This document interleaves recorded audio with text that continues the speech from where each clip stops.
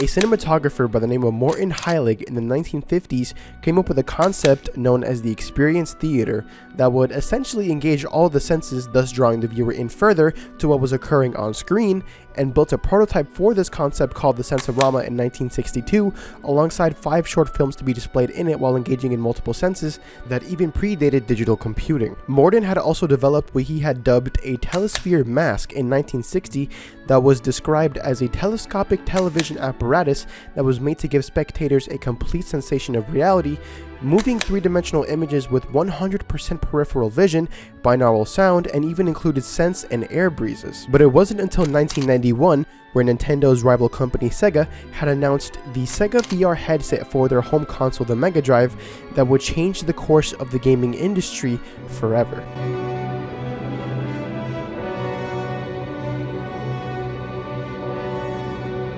However, yup, we're getting dramatic now, Sega was not the first gaming company to attempt a VR headset. In fact, Nintendo was also developing a VR console around the same time. Allow me to introduce you to the Virtual Boy.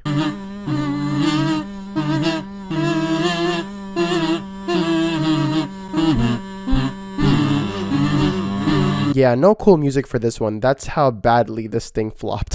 While VR was still a pretty new technology at the time, there's no reason to assume, if engineered properly and that the Virtual Boy was given enough time and money, that this could have been a major step in advancing VR technology forward in the gaming landscape. In the process of fully developing and releasing the Virtual Boy to the public, they managed to take a major step backwards. Nah, actually they did a whole fucking marathon backwards. But why? Why was this thing such a massive failure? You want to know why the Virtual Boy was a huge flop?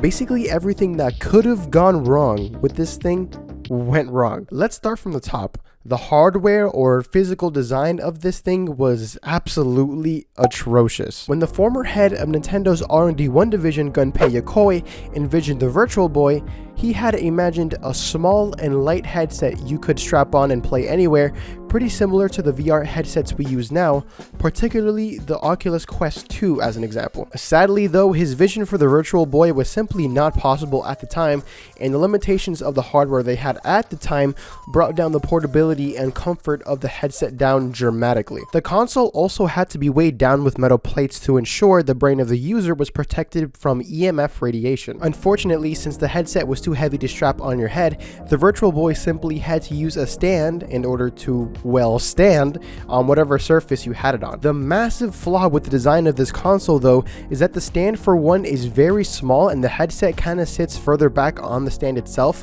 which forces users to lean in order to use it, which caused a lot of neck pain. So basically, instead of this, imagine this. Not to mention the controller was of course connected through the wire through a wire, so if you were going to use this thing, chances are you were not only going to be very uncomfortable or even in pain, but there was going to be very little movement involved, which kind of defeats the purpose of the VR if you think about it. The entire point of having a VR headset ideally is to be able to have a complete sense of reality as Morton envisioned all those years ago. This is already really bad, but hey, maybe it made up for it because it had lots of cool games and the 3D effect itself was actually really good for the time, and hey, maybe it did a great job at immersing the player into new world. I'm not even going to finish that sentence because you already know where this is going. The screen of the Virtual Boy itself was limited to a red and black color palette, which when combined with the 3D effect caused eye strain for lots of users. For liability reasons, Nintendo actually had to issue warnings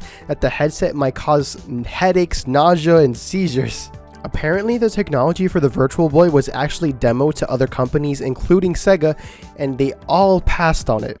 I wonder why other gaming companies would pass on the opportunity to sell and publicize a virtual reality headset that causes neck and back pain, nausea, seizures, and makes people lose their balance. Well, why would they lose out on such innovative technology? I don't understand. Nintendo tends to be pretty airtight when it comes to the design of the hardware they put out, so I really don't get how the finalized version of the Virtual Boy was actually allowed to be released to the public. The media also completely shit on this poor thing just for existing, like most celebrities. You know what, actually, no, I don't like that analogy. Let's try again. Like a father who makes it very clear that you are not the favorite child. Yeah, let's go with that. After hearing about the potential health issues that came with playing the Virtual Boy, the media outlets wasted no time and completely destroyed any chance of this thing having a good image in the public eye. I mean, it makes perfect sense. Why would you, as a parent, want to buy your kid the new Nintendo for Christmas if it causes kids to throw up? The Sega doesn't cause headaches and seizures. And it has Sonic. Sonic is awesome. Just look at him go. VR technology also just wasn't widely accepted at the time in the public as a genuine way to play video games, especially given the time period, so you could understand some customers being skeptical of the headset itself, even if it was an actually good console. Oh, and by the way, just in case you weren't quite convinced yet, for the cherry on top, the headset didn't even properly motion track the image with the movement of the player's head. What a piece of shit. At this point, this thing is basically in the Gaming Hall of Fame as an antique for failing in basically every aspect it was designed for. And on top of literally everything else I just mentioned, it only had around like 22 games made for the thing during its entire lifespan. You can right now buy the Xbox Game Pass for like $1 for 1 month and get hundreds of games. Really makes you appreciate how spoiled we are nowadays, doesn't it? The launch titles for the Virtual Boy were Mario Tennis, Red Alarm, Telero Boxer, and Galactic Pinball. Yeah, it really makes you want to spend $170 for this thing, doesn't it? Oh yeah, by the way, I don't think I mentioned that yet. The Virtual Boy at its initial retail price was $180, but less than a year later, the price dropped to just $100. And then only 2 months after that, the whole thing was just discontinued completely. Fuck, man, I was really looking forward to playing Galactic Pinball and Telero Boxer. Dude, imagine paying $180 just to get a... Dude, what the heck? How did they let this happen, bro? How did they let this happen? For some reason, the former president of Nintendo, Hiroshi Yamauchi, sorry if I pronounced his name wrong, was like, hey guys, you know what we should do for this big console release?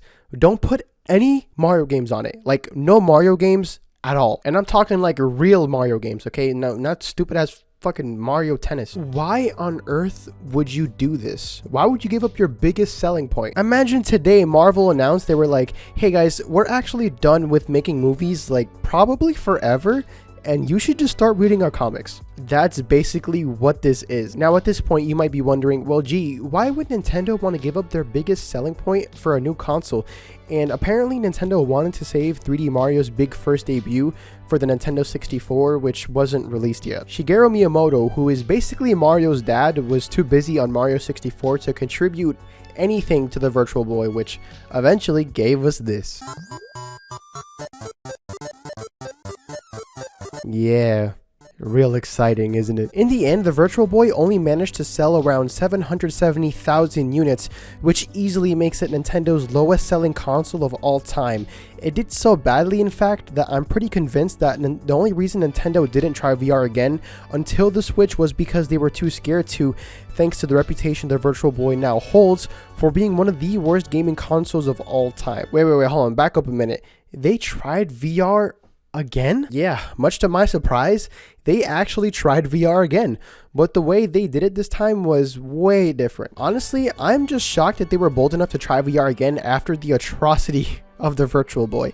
I would have thrown in the towel after that massive failure, but that's kind of what I respect about Nintendo, you know? For better and for worse, they're very stubborn on ideas they like and will try it again regardless of any previous failure. They're just very headstrong in that way, and they aren't afraid of taking risks on their wildest ideas on how to innovate gaming next. So now we're going to talk about Nintendo's second attempt at VR.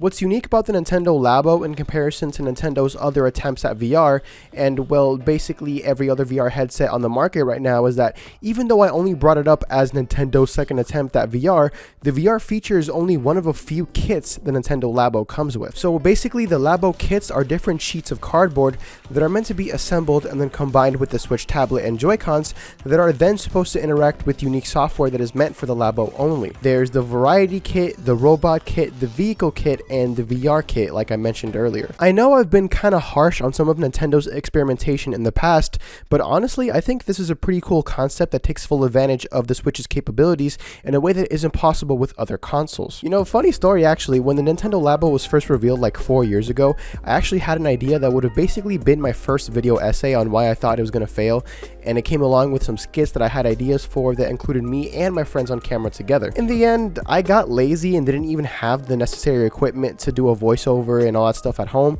so the video never ended up being made. And if I'm being honest, I'm kind of glad I never did that video, because the Labo ended up selling really well despite what I thought, and the internet definitely would have probably roasted me in retrospect for that video. But the point I want to make here is that since the Labo comes with multiple kits available to purchase, this means that the VR wasn't a necessary part of the experience, and anyone is able to buy that kit separately at their own discretion. Here's the pros and cons of the Labo VR. You get it? Get it? Like Joy-Con? I know, I'm hilarious. Please hold your laughter and applause until the end. Unfortunately, I can't give a full proper review of the kit itself since I never actually bought one, nor do I plan to, because your boy is scrapping for money and I'm living the broke YouTuber life. So in the meantime, I'll just give you my conclusions based on everything I find in my research for the video. And from my research, I have concluded that despite the limitations of the technology itself, Nintendo still managed to find some compromises that makes a good gameplay experience without sacrificing the player's comfort for the most part. Apparently, the Switch tablet doesn't have any good actual head or body tracking, and since the Switch OLED didn't exist when this came out, chances are most people probably experienced this thing with the base Switch tablet that only has 720p 60 FPS if I'm not mistaken, so the resolution was not as high as other headsets on the market at the time. To combat the motion tracking issue, Nintendo designed all of the games with the player sitting down at all times, so you don't really have to worry about motion tracking since you're going to be sitting down the entire time while you use this thing. Smart move, Nintendo. Pretty smart move. It's pretty clear that they learned their lesson with the Virtual Boy 2, since all Labo kits are made out of cardboard, so no matter which Toy-Con you're using, it's going to end up being pretty lightweight, and also the Switch itself is also pretty light, so the weight is not an issue at all. I just think it's pretty cool in general that VR experiences that put you in the worlds of Nintendo games actually exist. Like, from the standpoint of a Nintendo, like a hardcore Nintendo fan, that's just really cool, man. And I actually wanted one of these just to try it out, but you know, broke high school student, you know how it goes. Or, you know, I was a high school student at the time when it came out. I'm 21 now. Whatever. From everything I've seen, everyone says that the games themselves are actually pretty solid, although I have no idea why you'd play Smash with the VR. Like, why would you not just play the game normally? Kind of a weird and unnecessary inclusion if you ask me. Breath of the Wild also having a VR add-on was a pretty nice idea on paper, but I'm pretty sure that you'd just be better off experiencing a masterpiece like Breath of the Wild would be substantially better just playing it normally. Overall, I've seen very little negative reviews for the actual software of the VR kit, and the best part about some of these games is that it's an add-on feature that may already be included in some of the games you own, like Breath of the Wild or Smash, like I mentioned. So if you're not as interested in the games that it comes with, you have other options to try it out just in case. This may be an upside or a downside depending on what you enjoy personally, but to actually play the damn thing, you have to build the Toy-Con when you first play it. So if you're into that kind of thing, then you may enjoy it. I've heard most people say it's pretty simple to build and it doesn't take that long if you're not horrible at reading instructions like me, but I can totally see how that process may be monotonous to some people who are maybe a little impatient and just want to play the games already. Another downside is that the kit doesn't actually come with a head strap, so when you actually use the thing, you're gonna have to hold it up with your arms the entire time. Still significantly better than having to stick your fucking neck out like a giraffe, but if you use it for too long, your arms are probably gonna end up getting tired depending on how strong your arms are. I personally see this as mostly a downside since kids are probably gonna be the main audience that uses this thing, and unless your kid is some kind of athlete, I don't see them using it for any longer than like an hour-ish. I mean, the Switch only has like 3 hours of battery life anyway for most games, so maybe it's not a big deal. You can decide that for yourself, I suppose. Even with normal VR headsets, I don't imagine most people play games on it for any longer than like 2 hours max anyways, but I don't actually own one myself, so any VR users are free to correct me in the comments if you actually use a VR headset on the regular for a longer time period. Another small thing that may be a contributing factor that again depends on personal preference, but since I've never actually used a VR kit myself, myself, I'm not really sure how comfortable putting a fucking piece of cardboard on my face would be after a while. I can totally see why the VR kit did significantly better than the Virtual Boy as well, since the VR kit was actually the last kit to come out for the Labo, so I'm pretty sure Nintendo wanted to make sure that the Labo was actually successful before attempting VR again. I think the sales of a product like the VR kit would be significantly better if it was attached to a known product that is already successful, so yeah, it makes sense why it didn't flop. I can imagine that the main audience for the kit is probably going to be children, because let's be honest, outside of hardcore Nintendo fans like me who would try something like this simply out of curiosity, this type of product doesn't really appeal to anyone outside of that child age range, you know? It's still okay since it's just an add-on that isn't really integral to the overall Switch experience, so people my age and actual adults can still have and enjoy a Switch regardless. Simply put, Nintendo just pulled another balancing act of appealing to everyone without compromising the integrity of their products. If you ask me though, they had a missed opportunity not including Mario Kart in the VR kit, so I can admire Wario's assets from afar while I pelt him with fireballs.